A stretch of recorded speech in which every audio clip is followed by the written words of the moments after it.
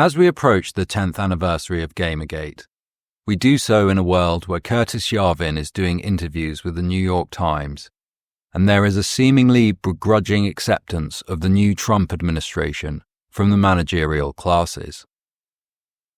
It has become apparent that the culture war has entered a new phase, with new rules and rivalries, that may be remarkably different from the woke or base dichotomy that has dominated political discourse on the internet for the past decade. A combination of burnout and endless scandals have claimed the careers of many of the initial high-profile protagonists of internet politics. Those who have remained generally have done so by showing some commitment to serious thought, as opposed to the endless chasing of more views. The market for political opinion is saturated to bursting point. Few will be able to survive on ad revenue alone, and it will be those who can persuade their more loyal viewers to pay a subscription that will survive. The media landscape has changed in many ways this decade. The YouTube experience of 2025 is different to that of 2015. Changes to the algorithm, along with restrictions on advertising revenue, have made it harder for a political channel to generate a viable income. On top of this is the flood of AstroTurf shows designed to appear as small independent channels, but who are backed by corporate media. A bit like the sub-channels the large music companies started during Britpop in the 90s. The first major trend of Phase 2 is the shattering of the anti-woke temporary coalition of classic liberals and the right. Now their shared enemy has seemingly been dislodged from power. As much space in the online discourse is now devoted to this divide as there is to what one might refer to as the classic woke anti-SJW content of the early culture war. Yarvin's appearance on Tucker Carlson seemed like a big deal at the time, but the interview with the New York Times means that one of the early gurus of NRX dissident right thought has been mainstreamed by one of the citadels of liberal media.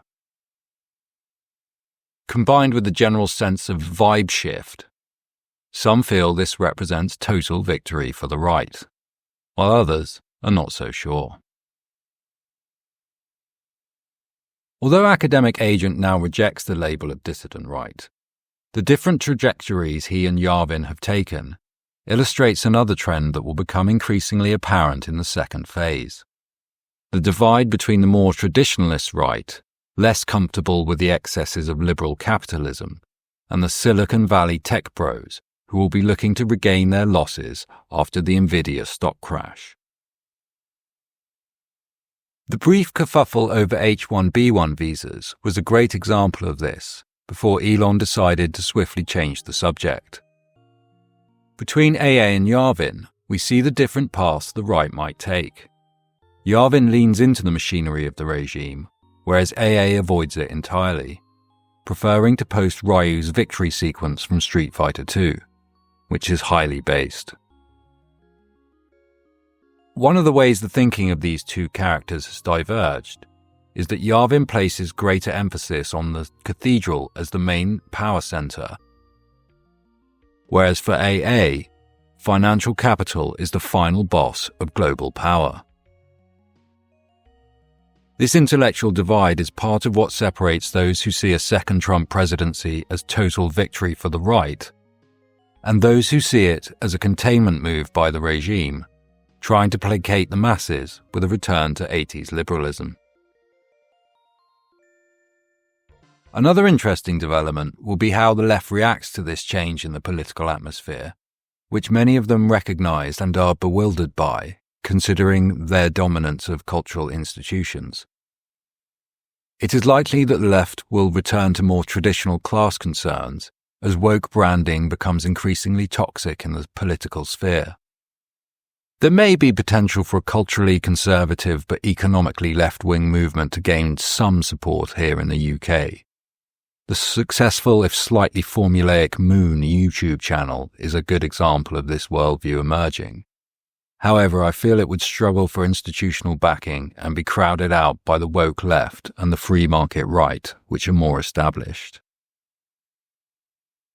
Now that woke has begun to lose its corporate backing, it should have a dwindling effect on the discourse, although will probably maintain strongholds in some universities and colleges.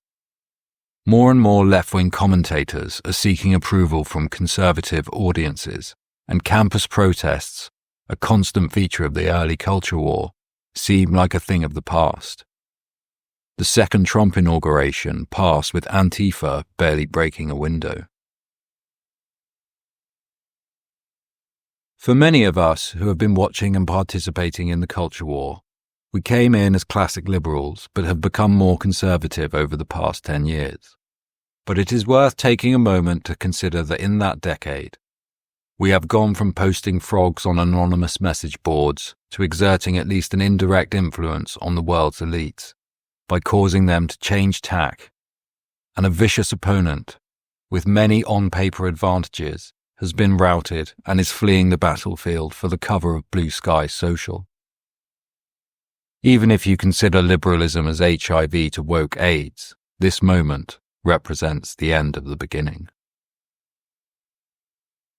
If you adhere to elite theory, you must accept that a small circulation or change in outlook of the elites was the best we could hope for at this early stage. Now old alliances will break down as new ones are forged. The battle for the soul of Western civilization continues.